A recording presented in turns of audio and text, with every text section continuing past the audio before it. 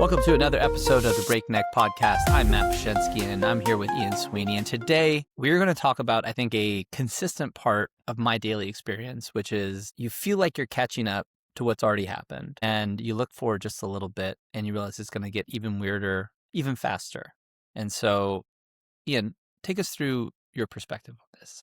Yeah. So, similar vibe on my side of the country. On the one hand, at a personal level, I'm kind of like you at the forefront of this stuff, and you get hit in the face every day, every minute of the day with a new thing that you need to stay on top of.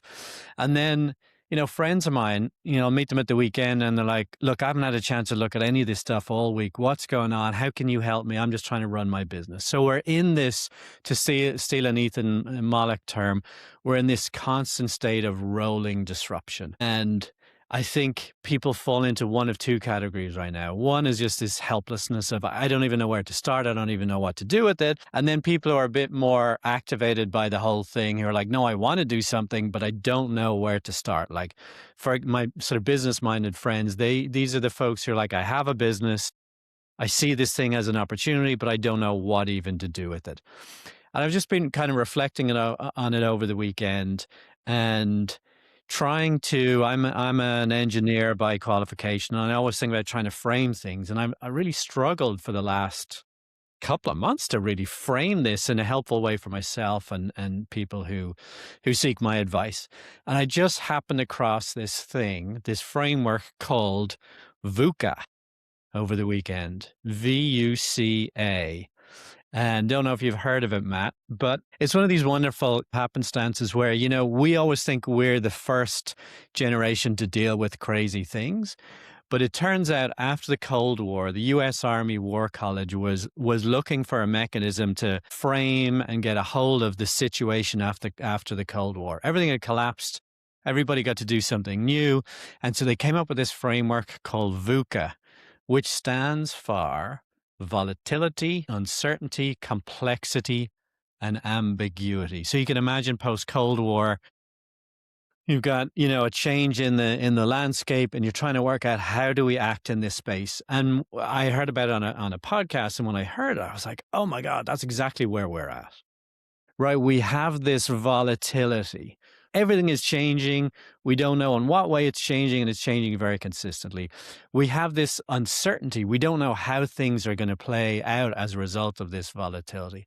We have complexity, right?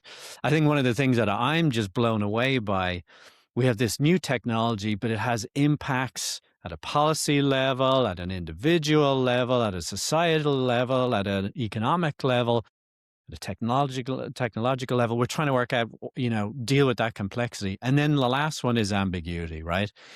Even when we talk about agents, when you talk about agents, Matt, and I talk about it, we often mean a different thing. So I just love this framework. And what I'd really love to try and do, and you can challenge me here, Matt, as we work through it, is actually, great, you've got this wonderful framework, but actually, how do we translate that into some action, some type of framing or modeling for ourselves and our friends to move forward? I've already learned so much in this podcast episode. I am reading the AI overview from Google. I'm not ashamed about anything anymore. Yeah, I don't look at primary sources. I don't even look at the website. I look at the AI overview. Okay, yeah. Frequent, rapid, and drastic changes. Check. Difficulty understanding causes and effects. And I think when you talk about complexity, that's actually the real issue. It's not that things are ever simple, but usually you kind of know I push the gas pedal and then my car goes faster. Suddenly you push your gas pedal and every third time your car exploded. That would be more akin to what we're experiencing. High adrenaline, often causing anxiety. And then about ambiguity, information is present but misleading or hard to interpret. Yeah. So are we in a state of VUCA? This definitely describes my life. Okay. Yes. So let's go through it. Let's start with volatility. So I have spent many, many hours, weeks, months with different clients over my career in the space of new products, right? They had a new product or they were a new business with a new product and things weren't working well. And I would come in and predominantly with the startups, but also too with the larger companies. they would say, look, there's a lot of volatility. Stuff is changing so quickly. There's, we don't know what to do. And like our product organization isn't kind of guiding us in the right direction. And so they had this state of volatility. And I knew what they needed was some sort of common understanding, right? Some strategy, some vision. And the argument always was, well, things are changing so quickly, there's not a lot of point in having a strategy. And I'm like, well, that's not really true. What you need is some sort of North Star, some sort of guiding light. And so here's how I would count the antidote, if you like, to volatility in our world. There's two things you need. One, you need a planning horizon, right? What is a horizon over which we're going to aim to deliver some sort of outcome? We don't know. We know the shape of the outcome. We don't know how to deliver, right? So what is our vision? And the vision might be to re-architect the core part of our business in the next 18 months to harness AI. Okay. So the two things you need are the planning horizon, because you think you can do in 18 months, and then what that vision actually is. So the antidote, the counter to this volatility is having a vision. A vision is not a mission, right? It's not telling you exactly how to get there and specifically, but it's giving you that sort of guiding light. So whether you're in a personal or in a business environment, what is that? Where do you want to be, let's say, in a year's time? And it might not be that far, right? It might be 90 days. But work out what your planning horizon is and work out what that vision actually is. So that's one antidote to volatility. Uncertainty. We have that right now. So this is one I've been advocating for a while. You counteract uncertainty with learning and understanding. And so we've said many times, the reason we started the podcast is not to become rich and famous as podcasters, but it's really just to force ourselves to learn and create this culture of learning and understanding for ourselves. I think if you're not doing that, if you're listening to this podcast, you're already doing it. But I think that is something that is really, really important is to seek to learn. And to really make it even more actionable, I would suggest this. Create your culture of learning for yourself. So, or a habit of learning. Find what's the easiest way for you to learn. We talked in our last episode quite a lot about this. It's probably find a project that's of interest to you and do it. But I think I would be even more intentional than that. I would probably set yourself a goal of a certain amount of time each week, depending on what your vision is. In our case, I don't know about you, Matt, but I talked about this before. It's probably close to 50% of my time at the moment is actually forcing myself to learn, either through the podcast, through fiddling around with stuff, listening to other people, reading papers, whatever it may be. Find what engages you to seek to learn. Yeah, just reflecting on those first two, I think one of the things that has allowed my company to exist through this disruption is, we'll see how successful. You read in the papers if we're real successful, but just our feeling of like what we're doing and how we keep going is that we had picked a goal that was maybe not really aligned with what was going on, but a bigger kind of structural, this is how the world should be in the future. And if we had picked something that was super like, hey, this is the specific set of technology we integrate with, we do exactly this thing and it does this, it would have led to more success early on, perhaps, or a very fast validation that it was a bad idea. But it would not have sustained us over this many waves of this rolling disruption. And so it does need to be, I don't know if it's long term, but it can't be something like, oh, did you notice that when you type this into Claude, it does this thing and we're going to make a bunch of money off of that? It's like, well, the second that anything changes about Claude, your business is gone. And this kind of more maybe like a philosophical approach of like, what are we really trying to accomplish, and understanding things at a level that is, and Peter Thiel, I think, despite everything in Peter Thiel land, 0 to 1 is a very good book on this. And that was one of the things that was very influential. And whether or not we're ultimately achieved the levels of success that Peter Thiel would expect of us, I think having like your own secret, like what is the thing that you understand that nobody else understands, and really like focusing down and understanding that is a big part of what people envision. It's not describing what you want. It's about establishing a unique worldview that other people aren't going to immediately also have and be competitive with? And then also, is it really related to the particular flavor of technology that's dominant? On the understanding level, one thing that happened this week, to get a little bit more timely, is Mark Andreessen has started going off, and he's trying to convince people that having any amount of introspection or knowledge of self is ultimately self-defeating if you want to be massively successful, and that you shouldn't go to therapy. You shouldn't think about what you've done in the past. You should just do stuff every day. And people got really mad at him, which is probably what Mark Andreessen is trying to accomplish. Mark Andreessen, if anything, people need to recognize he invented the browser, and he's also the greatest Twitter poster of all time, easily. He doesn't post that much on Twitter, but he is an expert troll. He invented the tweet thread, like the multiple tweet format. No one had ever done that. He was the guy, and he would just number them, and he would tweet it out. He's definitely the one who caused that change in our culture. So he's an expert troll. He knows how to get people going. And I think when he says don't have any introspection, who knows what he means? I don't have a theory of Mark Andreessen's head, but he's certainly creating a disruption.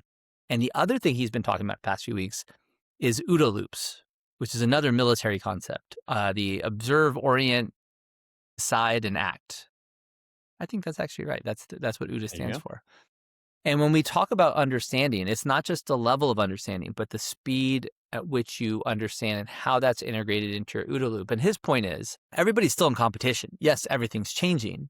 But if you are competing against other people, either for resources or directly competing against for customers or whatever, if your OODA loop is faster and more effective than their OODA loop, by the time they have figured out what's going on, you have already changed the conditions through your action, right? And so I think that's very important. And so not getting stuck in like what's actually going on. If your goal of understanding is to figure out what's really going on, there's no ground there. That's going to be very difficult. On the other hand, if you're trying to gain enough understanding that you can quickly act, and that's actually part of your understanding, you can kind of rise above the froth and kind of float against the surface and have an advantage over your peers. Yeah, love it. So let's link your comments there to complexity. Is there complexity? Oh my God, I've never come across more complexity. The antidote to that is clarity or simplification. And so how do you simplify, or how do I simplify? I try to identify the constants, right? And say, okay, well, actually that's not changing. So what does that mean in our world? Well, a constant, the fundamentals of a successful business are the same, i.e. you make money. You put money in and you return more money than you actually put in, right? So there's something that's constant. So when you talk, Matt, about the OODA loop, what I would say is that the way I think about this, you have a vision, right? I think in 18 months' time, there'll be enough technology and this stuff will happen and we'll work out that I can take 10% of my cost structure out of my business by doing X.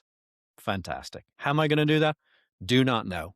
I have no idea right now, but I think it's possible. So then when you get down to complexity and you're taking that complexity and trying to simplify, and you're saying, well, look, I don't think any of this stuff's going to change. This is all going to stay true. We're still going to have marketing. We're still going to have advertising. We're still going to have to pay something to write software. Great. That's cool. But here's this stuff that I don't know. Here's the variables. And if I take those variables and I look at them, I go, shit, if I've gotten this wrong, if I can't reduce my software development by 97%, then my vision is wrong. So then that's your first loop, right? You go off and you say, okay, I want to go and explore this and see, can I get on the trajectory to reducing my costs by X? So complexity, the antidote is simplification. So how do you actually do that? You identify what you think isn't going to change and then what is going to change. And you pick up the riskiest assumption that you have in your vision and you start working. Yeah, I think Jeff Bezos, we all feel like globally we're all going through this incredibly tumultuous VUCA environment. But if you look at e-commerce between 1996 and 2008, right? I think Jeff Bezos navigated at the time, that was incredibly dynamic, right? Like it would have all the characteristics. And if you look at, he writes a newsletter, or he used to write a newsletter every year, and they're worth reading. He says, what are the things that are going to remain constant in building a customer relationship. And I think, one of them was like, customers are always going to want low prices. So that's always what we're going to do. And that's a decision. Like you could be a luxury brand. You could provide, very high-end experiences. And he said, no. I believe that those kinds of fads are going to come and go, but people wanting just the lowest absolute rock bottom price and fast delivery, those will never go away. And so he built a business around providing the lowest price and very fast delivery. And, now we have like drones. Well, they have a strategy for drones because that's an invariant. Customers are going to want cheaper and faster. Is it faster? Certainly. Is it cheaper? That gives you a decision-making criteria and takes something that was a very complex environment and gives the hundreds of thousands of people that work at Amazon a heuristic, which is keep it cheap. And he even has like the door. Now that makes it a terrible place to work. It's not like cushy and you're like, oh wow, Szechuan this at the lunch table. They're cheap. It's brutal. But I think everybody that comes out of Amazon has a lot of clarity about where the world is from both the vision and that way of assessing what are the. I think the vision really ties into addressing complexity. Things can be very complicated. If you say something like, we're a CRM company, ooh, that's a very difficult world to be in right now. Versus Google, they say, hey, we're here to organize the world's information. Still makes sense.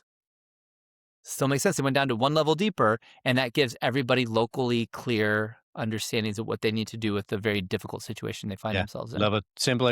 Another, in my experience, another one that I used to come across a lot when I was working with startups, and what was obviously missing was this, there might have been a very high level vision, but it was vague, it was ambiguous, and it wasn't cascaded, and it wasn't kind of parsed into various different missions like those OODA loops that you're talking about. And it's pretty simple in startup land. It's like, how much money have you got? Oh, we've got 12 months. Great. Okay. So no point planning beyond 12 months right now, right? You have a vision to get there maybe 3 years from now, but in 12 months time, what do you want to look like? What do you want to smell like when you sit down with an investor? Oh, well, this is, we better have done these 3 or 4 things. Brilliant. Okay. So let's take those 3 or 4 things, which is the hardest to achieve and the most important. Number 1, great. Let's work on that right now. And so I think actually now that I say it out loud, I think startups are probably best placed to deal with this because they have a lot of the muscles already exercised. And let's talk about that last muscle, which is ambiguity that we have to deal with, right? I see a lot of ambiguity just in our terminology, right? The answer to that is agility or adaptability. So you need to be able to turn on a dime because you realize, we misunderstood something. This is actually the way this is crystallizing now in front of us.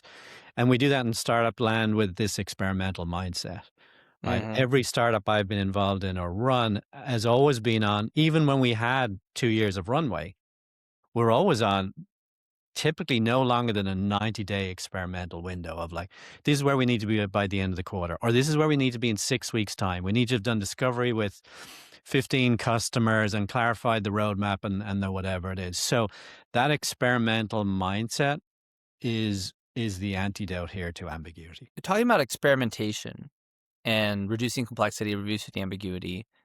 I think there's this overlapping concept. I was going through a fundraise and a friend, this fundraise ended up being successful, but I was texting a friend or calling him. He said, look, Matt, here's what you do. You feel really bad right now, but something very important for you to do is say 90 days from now, or 30 days, there's some number of days. It was not a huge number. I want you to record and describe the world that you would live in 90 days from now. And then when you get there, listen to what you 90 days in the past thought would be a good world. And so I described what would happen. My fundraise would be successful. I was going to get this and this and this. And then, okay, I set myself a little reminder. The day comes. I, of course, feel horrible. I have no idea what's going on, blah, blah, blah. The world's terrible. And then I listen to this person 90 days ago, me, having this voice note, and everything that I wanted to happen had happened. But now I had become concerned with new things. And so I think there's this feedback cycle that's part of experimentation, which is not just about finding out what's next, but it's also about affirming for yourself that you do have self-control or in what ways you have control, and then falling back on those as those invariants that you said that are going to allow you to understand. Another concept for ambiguity that I think is very important is to develop new ways of looking at the world. I mean, that's part of, I think, that agility.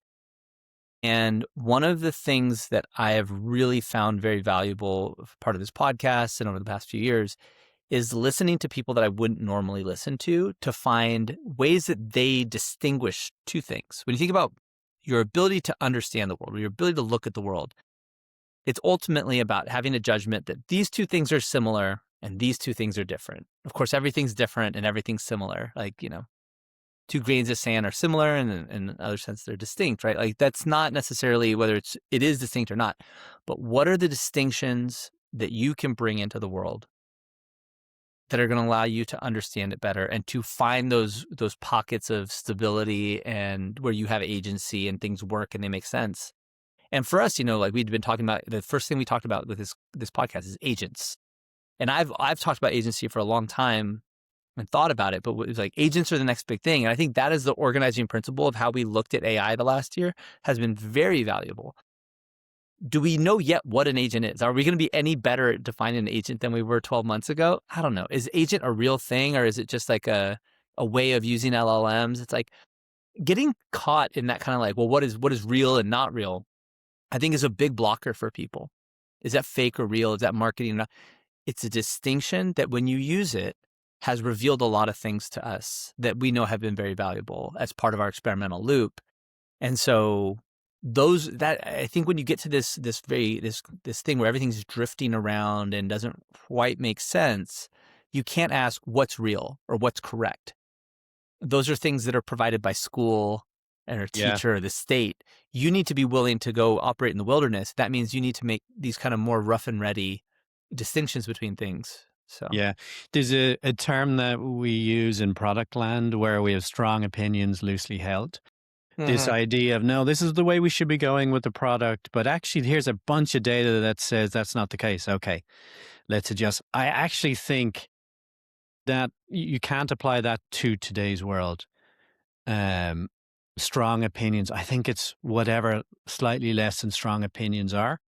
They still need to be loosely held. And the reason I say that is, I don't know how many times in the last year I have thought, or somebody has said to me, like, well, that doesn't work because of X.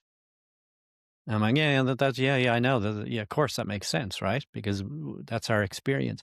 But things are actually changing so fast now that doesn't hold true, particularly when you're talking about sales and marketing and technology, that the people are engaging with purchasing differently, they're positioning stuff differently, they're willing to shed how they do things very quickly now. So maybe that's really what Andreessen is talking a little bit about with the kind of introspection, right? Reflection is good. Do your little experiment, do your loop, reflect on that. Did that work?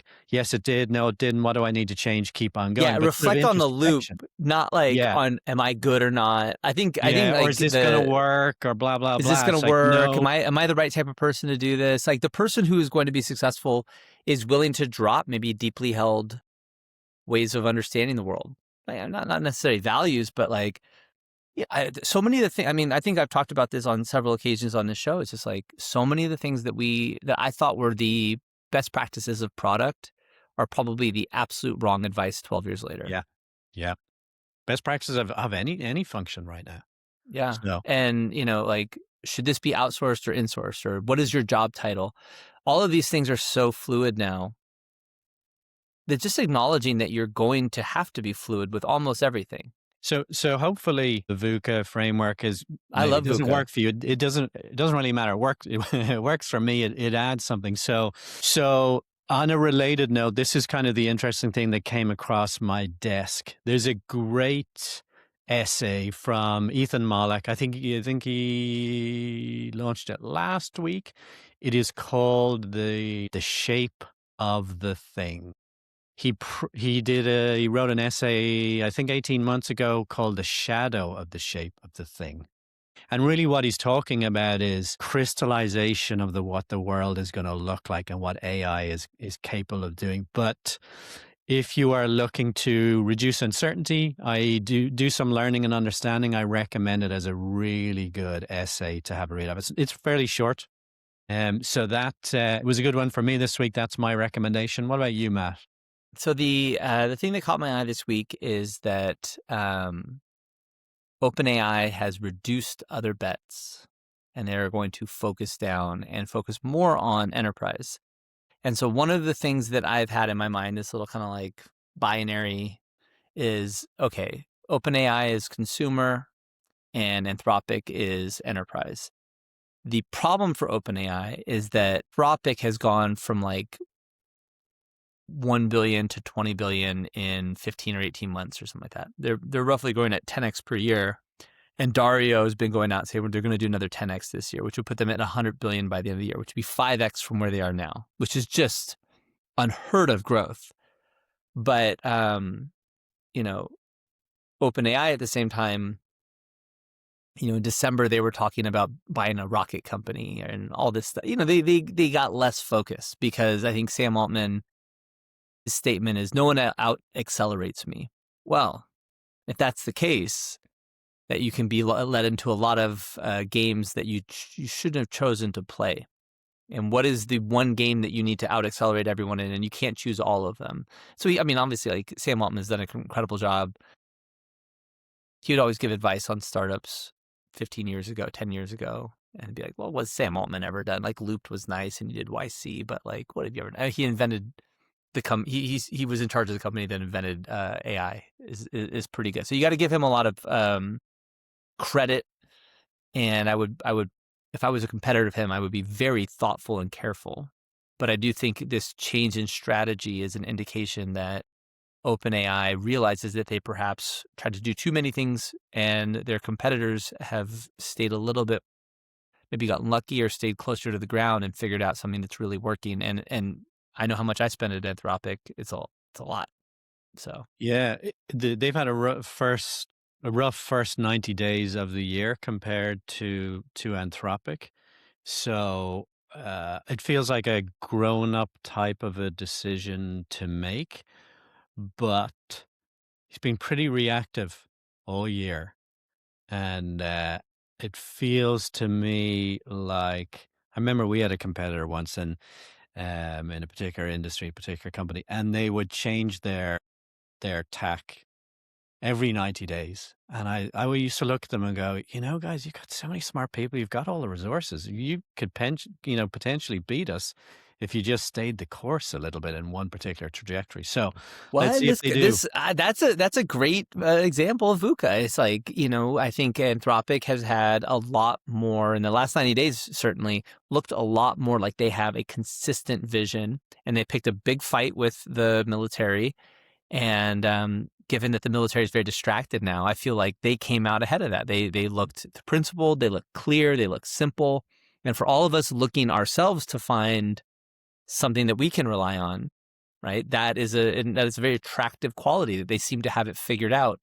And the fact that they're succeeding as well, their OODA loop seems like a little bit better also than ChatGPT at the moment. All right, Matt. Well, let's wrap it there. Another good episode. Thanks a lot, Ian. See you next time. All right. See you. Bye.